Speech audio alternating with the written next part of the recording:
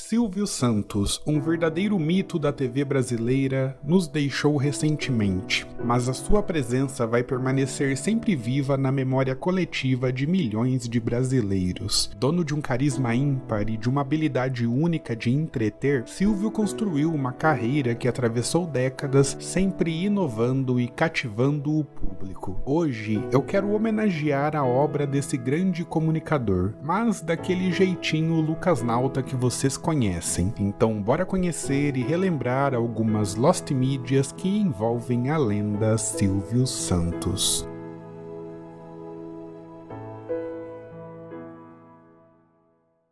Em 2007, Silvio Santos trouxe ao Brasil uma adaptação de um dos maiores sucessos da televisão americana da época, Are You Smarter Than a Fifth Grader?, que aqui ganhou o título de Você é mais esperto que um aluno da quinta série. Era um game show que colocava adultos para responder perguntas que teoricamente são de conhecimento básico para alunos de quinta série. A proposta era simples, mas extremamente divertida: revelar como muitas vezes esquecemos o básico da nossa educação e colocar à prova o conhecimento geral dos participantes que eram confrontados com questões sobre diversas disciplinas. Como não poderia ser diferente, o Silvio Santos trouxe seu toque especial para essa atração, conduzindo o programa com suas tiradas engraçadas e interações divertidas com os participantes e com o público que assistia da televisão. O programa também contava com a participação de Yudi e Priscila, que eram muito famosos na época por conta do Bom Dia e Companhia, e lá eles atuavam como repórteres que interagiam com a plateia. Apesar do formato ser bastante cativante e da popularidade do apresentador, Você é mais esperto que um aluno da quinta série teve uma exibição curta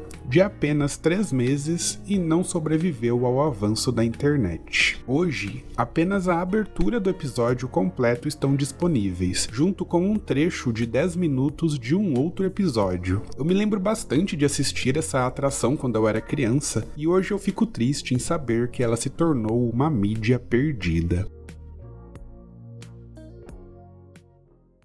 O Grande Perdedor foi uma adaptação brasileira do reality show americano The Biggest Loser, e sua história é marcada por uma combinação de sucesso e um pouquinho de controvérsia. Exibido pelo SBT em 2005, o programa seguia a jornada de 14 participantes que lutavam contra a obesidade. A missão era estimular os participantes a perder o máximo de peso possível em um ambiente altamente competitivo, onde a determinação e a superação pessoal eram testadas a cada semana. Silvio Santos foi, obviamente, o apresentador do reality, trazendo aquele seu estilo único para um formato que envolvia emoção, drama e momentos de grande tensão. O programa foi um grande sucesso, foi um sucesso imediato e chegou a alcançar uma média de 22 pontos de audiência. No entanto, o programa também foi marcado por uma disputa judicial. Um ator chamado José Braz de Lima acusou o SBT de plagiar um projeto seu chamado Spa Brasil, alegando que havia registrado o formato do programa em 2002 e que ele tinha enviado tanto para o SBT quanto para a Rede Globo. Por outro lado, o SBT dizia não se preocupar muito com essa acusação, visto que eles compraram os direitos de um formato que não era brasileiro. O Grande Perdedor é inspirado em um formato que já foi criado lá fora, então eles nem se preocuparam tanto com essa questão. Mas durante o processo, a justiça acabou determinando que a exibição de O Grande Perdedor fosse suspensa, impondo uma multa diária de R$500 mil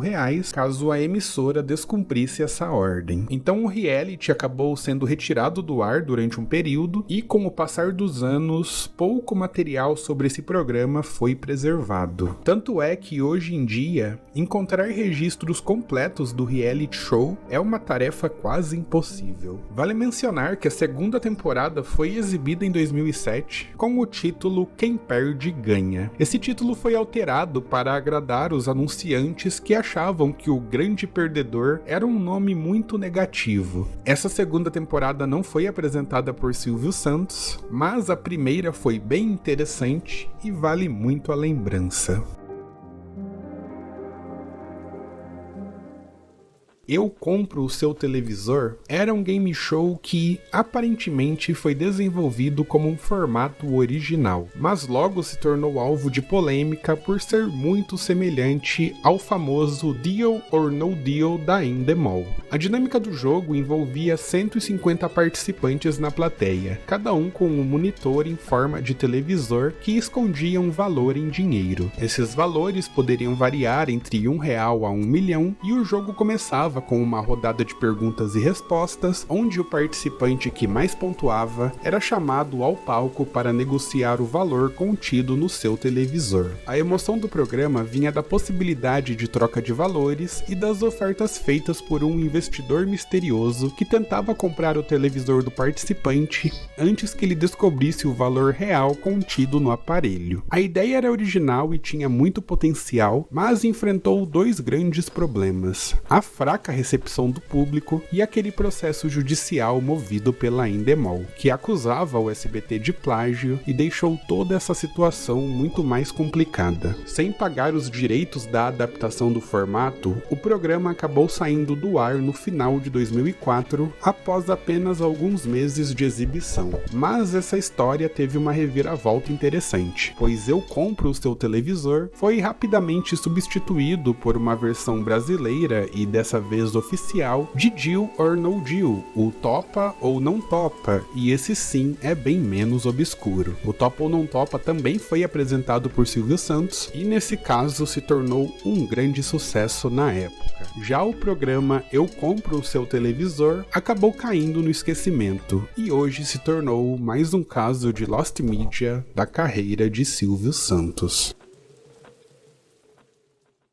Agora vamos falar dos dois casos que eu considero mais interessantes e que contemplam o período mais inicial da carreira de Silvio Santos. Nos anos 70, Silvio Santos já era um dos maiores nomes da televisão. O seu programa chamava a atenção e era considerado uma verdadeira vitrine de criatividade e inovação. Um dos quadros mais marcantes dessa época foi o Boa Noite, Cinderela, que começou a ser exibido ainda na fase em que o Silvio Santos estava na Rede Globo. O quadro tinha um forte apelo emocional e contava com uma estrutura simples. Silvio apresentava 3 meninas, cada uma com uma história de vida marcada por dificuldades financeiras, e essas crianças revelavam seus desejos. Então o programa ia se desenrolando e ao final da dinâmica, uma delas era escolhida para ser coroada como a princesa. A vencedora recebia uma coroa e sapatinhos de cristal, fazendo uma clara referência ao conto de Cinderela, com direito a um ator vestido de príncipe entrando no palco para completar esse sonho. Boa Noite, Cinderela era um dos quadros mais populares daquela época, pois ele unia entretenimento com uma forte dose de emoção. Porém, como muitos dos programas daquela época, poucos registros completos foram preservados. Por muitos anos, apenas pequenos trechos e algumas fotos do quadro eram conhecidos. Até que,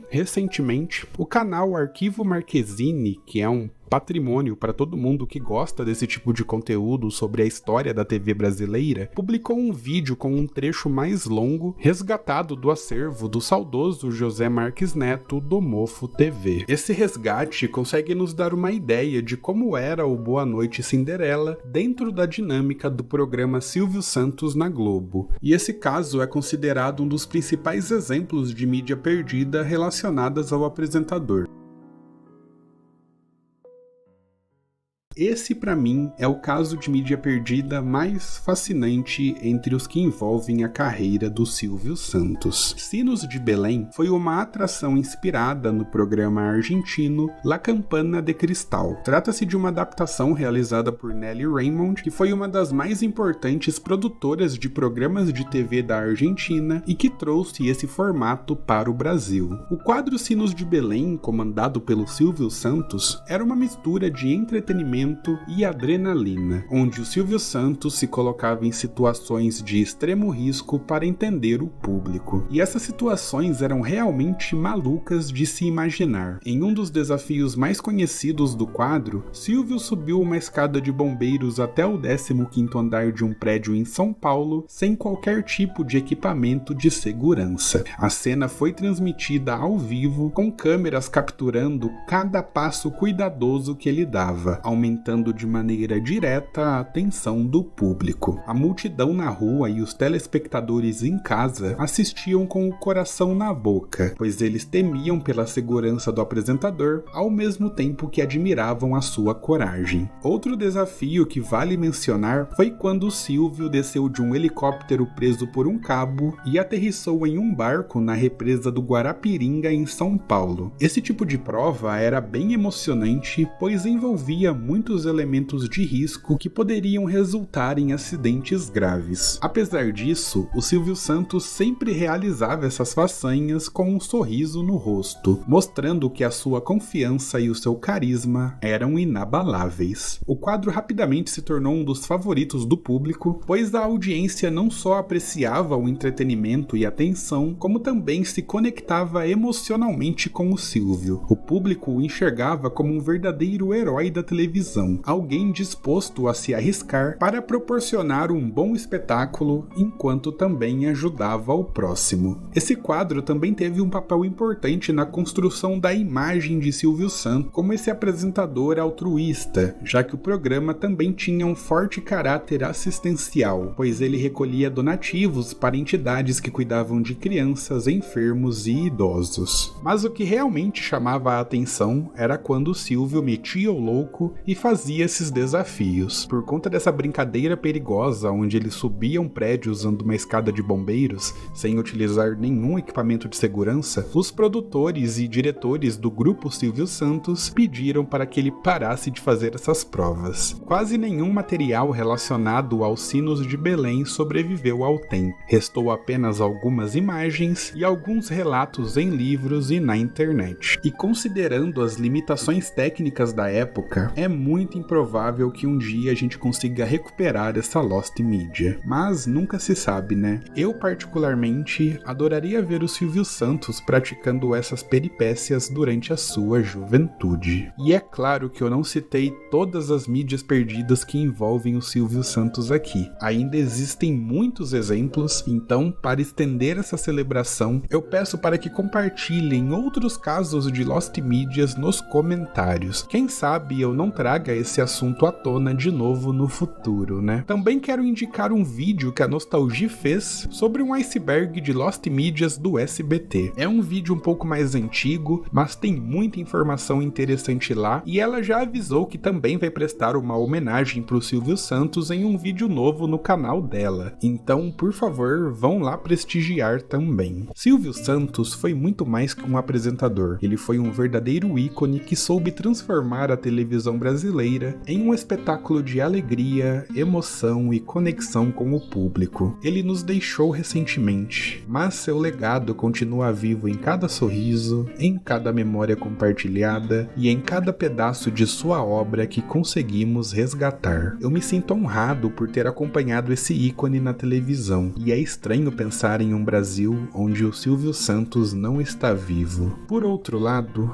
dizem que só morremos de verdade quando somos esquecidos. Então está tranquilo, pois o Silvio Santos sempre estará presente em nossas memórias.